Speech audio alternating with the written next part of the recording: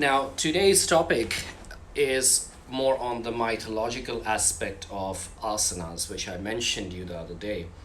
And we all do the postures, right? And we know that each postures have got some history. Now, there are 88 classical poses, and rest all the postures which had been we have been practicing are derived from other poses. Okay, so that is why sometimes you will find it hard to name a particular pose, because apart from those classical postures which are in the scriptures, there aren't many of them those who have a name, and those are kind of made up names. And as long as it makes sense to connect in a particular posture with a certain name, that's perfectly fine. And you know that there are practices or postures which are based on nature, animals, and so on. But again, each of these each of these postures have got history. Not all of them, but most of them have got some history. And these are the mythological approaches of the histories coming in, and how a particular posture is named after either a deity or behind an animal, and so on. And today, I want to discuss about one of the most simplest posture of all, which is Padmasana. Padma means a lotus, right? And that's a lotus pose. We know Padmasana physically needs opening of the hips. I'll discuss a little bit about the physical aspect of the pose. Open hip is extremely important, and if your hip still has got resistance, probably Padmasana is something which isn't suggested, especially if you're taking that as a meditative practice or a meditative posture. Because if you're sitting in Padmasana, one good thing is that because of the way the posture is being taken up, it creates a slight anterior pelvic tilt. So that pushes the pelvis to go slightly forward naturally, and it can keep our spine erect. So that is one good aspect of why Padmasana is one of the best meditative postures. Alternately, of course, you can sit in Sukhasana or Vajrasana, hero poses, diamond poses.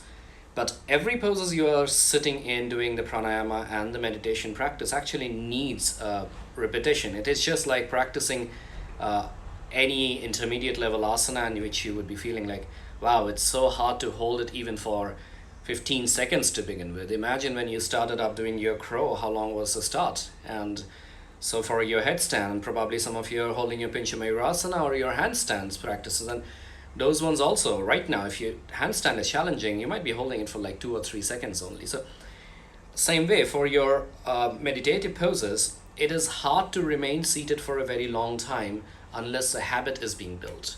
And once the habit is being built, you can sit for hours. The sages back in India, when they meditate, they do not get off meditation for hours and hours, maybe sometime days. Yeah, so that really needs a lots of tapas, it's lots of discipline and austerity, and gradually it builds up. So that is why we always say that apart from doing the asanas, the objective is of course to keep the body healthy and also connect that health of the body with the health of the mind. But when we are doing the pranayama and meditation practices, that is what cleanses the mind. I was just talking about Shankha Prakshalana before, and Rahul said that he was doing the cleansing techniques. And meditation is exactly the way of doing the cleansing of the mind. It removes impurities. It gives clarity of thoughts, clarity of understanding, acknowledgement of things around us, and the action.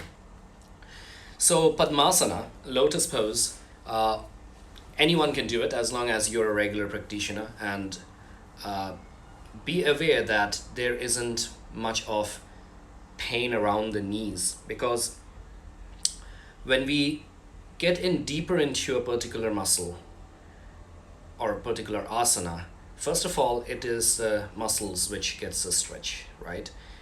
And when the range of motion of the muscles comes almost to an end, it goes into the joints. Now, the joints are the tendon and the ligament. The same thing happens when we are doing a yin posture as well. However, in yin pose, we are going probably around 60 to 70% of our full range of motion to start on with. But lotus is a locked position. So when you're doing a lotus pose, you get to a point where you can't really modify, you can't get less deep or more deep, unless of course you're sliding the legs, but that's not going to make a huge change. Or bringing the knees close can make it more intense too, but again, not a lot. And we are talking about people, those who have resistance on the hip, not if you're already flexible. If you are already flexible, then probably you might want to just go in for deeper poses, like open up the hip or maybe leg overheads and stuff like that. So check out that once you're entering the pose, there is not much of a torsion created on the knee joint, because once that starts to happen, probably that pain would remain because you're pushing your joints to move, and the joint mobility is usually limited. And especially when it comes to the knees, it's not like a ball and socket joint that it can go into all different dimension. It can just move in one particular dimension, apart from of course you rotate it externally, which is the external rotation which is required when we're doing the lotus pose. So being aware that your knees are healthy as you're doing a lotus, or a recommendation is actually doing a half lotus instead of a full. I've had lots of cases like that student came in and said that my knee doesn't feel very good, and my next question is, okay, how did that come? So I was just in a class and we were asked to do lotus, and I felt fine that time, and then the pain is still there for a while. And see, when we are going into the class, you have to realize that there are always options. It's not the class. It is never the class which actually hurts us or injures us, unless there is some physical strong adjustment. It is always our choice on how far we want to go. So any teachers listening to this, you might also have this case that students comes and said, oh, I went to this teacher's class and I got injured. And this is not really a very right way to put that through, because the teachers is guiding a whole group of class, and they have got students with different overall level of understanding, skill. So our particular own choice is extremely important to understand. How far shall I push into a particular asana? How deep shall I go into this asana? It is our inner teacher.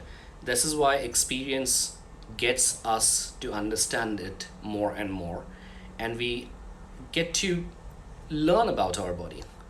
Sometimes injuries are inevitable, and you might just do a butterfly and then feel there is something wrong, but most of the time it would not be so.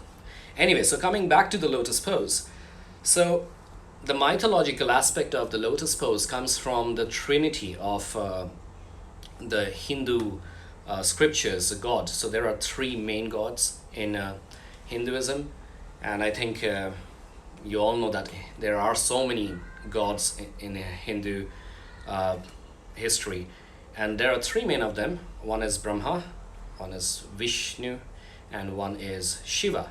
So Brahma is known as the creator of the universe. Vishnu is known as the sustainer, or the one who carries the universe forward and keeps it in balance. And Shiva is the presentation of destruction of evil from the universe. And this three trinity also represents a human individual life. So Brahma represents the birth of a being, Vishnu representing the continuity of the life, and Shiva representing the death. So all these three things are being related to these three different mythological gods. So when the universal cycle was getting created, this is a story, and if you are interested in these mythological stories, I love them a lot, and it's always good to know, because we are yoga practitioners, and why these asanas names are coming from, where they originate, is always a very curious thing to be aware of. I would suggest you a book over here, which is called Myths of Asanas. Myths of Asanas. I know that you're seeing it reverse, MYTHS of the asanas, and it's written by Ananna Kaivalya and Arjuna Vanderkuji, You can actually, I got this from Amazon. Nowadays, probably the delivery is not that easy, but this is a good book. This has got many postures and the mythological history behind it. So yeah, so when the universal cycle was getting created, Vishnu was sitting on his so basically Vishnu is a god who had a disciple, is a snake. It's the snake's name is Ananta, and it's a 1,000 headed snake. It's a huge snake, and he was sitting on the snake, and they were floating into the water. So uh, let me show you this. So as they are going in through the cosmic sea of possibilities to enter the cosmic annihilation, let me find this. It was more like this of Vishnu, how he was just sitting on his couch and resting on Ananta. And then when that happened, from his navel, navel is also known as a creation of birth. Why? Because the mother feeds the baby through the navel, right? So from the navel of Vishnu, there is a big sprout of plant which came out in the shape of lotus. And as it came out, it opened up 4 different petals. And from that 4 different petals, Brahma, who is the creator of the universe, his face came out. And his face was facing in 4 different cardinal direction, north, east, south, and west. So it looks more like this again, just to make you understand, because probably you would be visualizing about how it's like. And again, if you Google these, you will get it. I was trying to find these contents out so it's easier for you to understand how it might look like. So, and from there,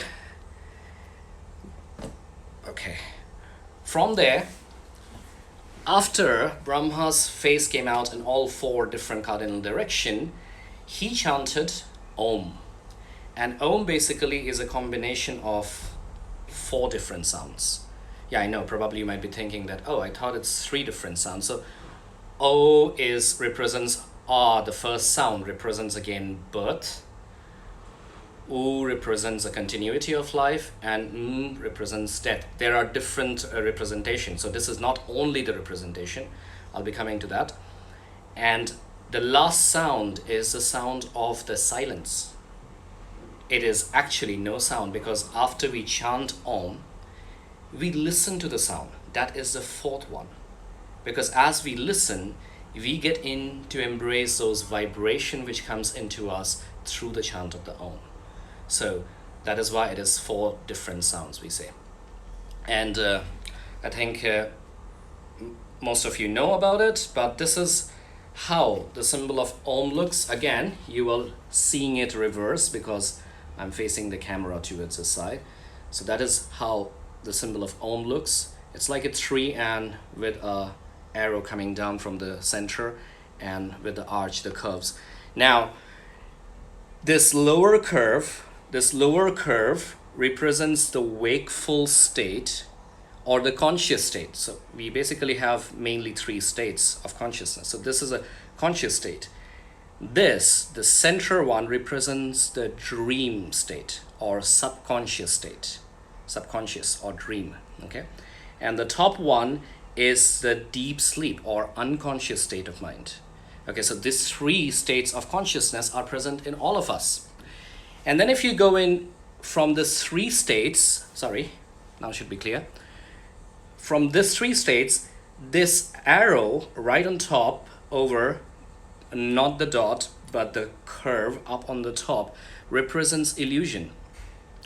And this dot represents the transcendental state, or the supreme state, or the highest state where a yogi wants to reach. You can say it as samadhi.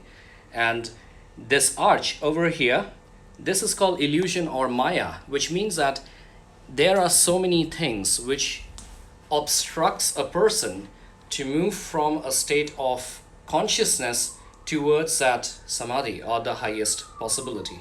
But anything which is in between us and that higher state of cosmic unity is Maya or illusion. Um, if if a person goes into that deep state of spiritual realization, they have to sacrifice everything. Now, if you go to the Himalayas, there are lots of yogis, those who have set free all those illusions, all those mayas. That can be family, that can be money, that can be anything which is stopping one to go into the next level of the spiritual journey. So that is the representation of this arch. Okay. So now, so going back, so as Vishnu had that the lotus flower came out and Brahma emerged. That is the starting of the lotus pose, and it is so called because this process of creation was called Padma Nabha. Padma is a lotus, and Nabhi means the belly button or the navel. So that is where the creation is coming from. And a lotus pose, if you see the representation of a lotus pose, where does a lotus grow? Basically, it grows on the dirts and the murks, and that also represents a human life. Not that human grows in dirt or the murks, but there are so many negative things around us. There are so much of, I spoke about the 5 kleshas the other day, and there are all these things which ego, hatred, jealousy, anger, fear, misconceptions, ignorance, all these things represents the dirt or the murk in which we are growing.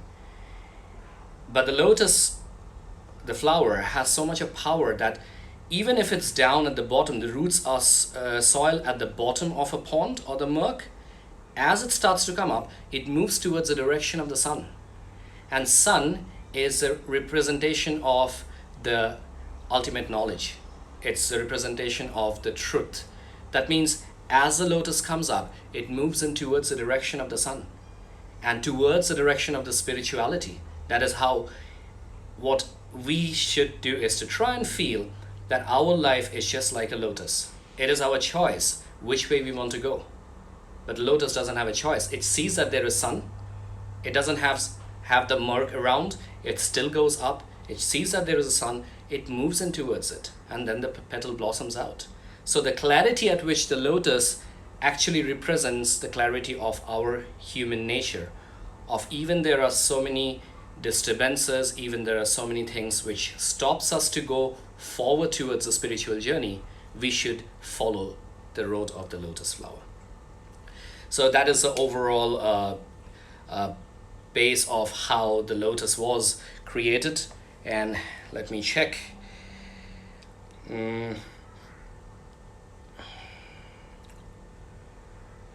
Yeah, so I think I've covered all the points which I wanted to. And let us try to be like lotus. Yeah, because again, during this period of time, there has been so much of madness going on. We all need love, right? I mean, we all need love. It's so many things happening, like so many things happening globally, and we yogis should lead the path in order to guide other people. So if you are a yoga practitioner, see deep within yourself of how this knowledge of yoga is being useful to the community.